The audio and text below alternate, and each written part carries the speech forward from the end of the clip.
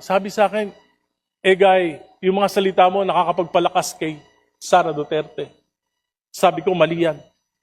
Secretary, ang nagpapalakas kay Duterte ay ang patuloy ng mga palpak na polisiya ng Administrasyong Marcos. Sinabi magpapakulong December 15, nagpakulong ba kahit isa?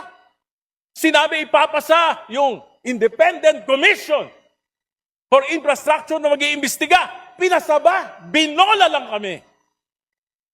Sabi, magpapasa ng isang makatotohanang anti-political dynasty. Ipa-priority. Ano nangyari? Sa halip na anti-political dynasty ang pinasa ng Committee on Suffrage and Electoral Reforms. Ito po ay pro-political dynasties. Hindi lang magpapadaba, magpapabundat pa sa mga dinastiya dito sa ating bansa.